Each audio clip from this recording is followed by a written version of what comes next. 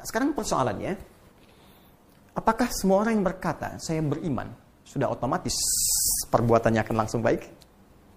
Belum tentu. Karena pernah ada kasus di zaman Nabi langsung, dicontohkan langsung di zaman itu, dan diberitakan kepada kita oleh Allah Subhanahu wa Ta'ala dalam Al-Quran surah ke-49 Al-Hujurat ayat ke-14. Ada orang Arab Baduy yang langsung berkata, saya beriman. Qalatil a'rabu amanna. Ada orang Arab Baduy berkata, ya Rasulullah Muhammad SAW, kami telah beriman. Maka karena iman perkara hati, Nabi tak bisa langsung menilai hati orang kecuali dengan petunjuk Allah Subhanahu wa Ta'ala. Ya, maka diberikan petunjuk oleh Allah Subhanahu wa Ta'ala untuk menilai hati seseorang dengan bimbingan Allah Subhanahu wa Ta'ala. Maka kalimat keluar firman Allah Subhanahu wa Ta'ala diberikan pada lisan beliau, dikatakan, "Qul lam tu'minu." Katakan Muhammad sallallahu alaihi wasallam, kalian belum serius imannya. Tuh, belum sampai ke jiwa. Belum serius. Ya. Qul lam tu'minu, walakin qulu aslamna wa lamma yadkhulul imanu fi qulubikum. Tapi katakan, kamu baru masuk Islam. Ya, kalimatnya baru di lisan. Asyhadu an la ilaha illallah, asyhadu anna Muhammadar Rasulullah. Ya, baru di lisan. Cuma belum sampai ke jiwa.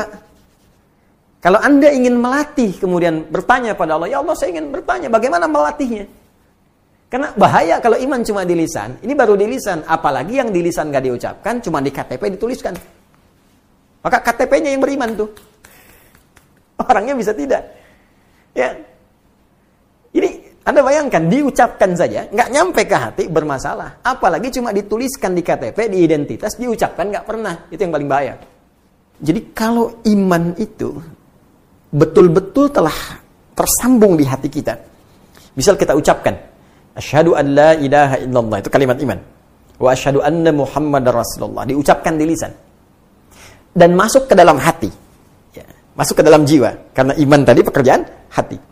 Maka iman yang ada di hati ini akan memberikan pancaran-pancaran, akan memberikan sinyal-sinyal kepada seluruh anggota tubuh kita untuk berperilaku, untuk berbuat. Dalam bahasa Arab, berbuat, berperilaku disebut amal namanya.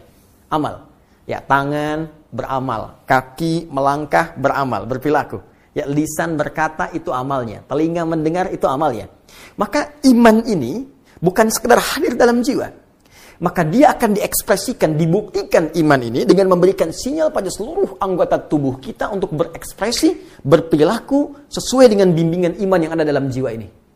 Karena itulah banyak ulama mengartikan ketika seorang sudah beriman, iqrarum bil lisan, ya, dia mengucapkan komitmen, ya, mengucapkan, menetapkan dengan lisannya, wa tasdiqum bil qalbi, dia benarkan, yakinkan dengan jiwanya, wal amalu bil jawarih. Setelah itu, iman yang terpatri di jiwanya akan membimbing seluruh anggota tubuhnya untuk berekspresi.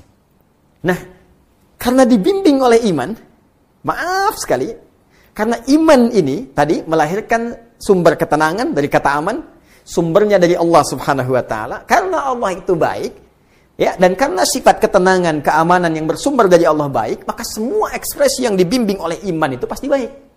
Dalam bahasa Arab, setiap kebaikan yang dibimbing oleh nilai-nilai yang baik, maka disebut dengan soleh namanya.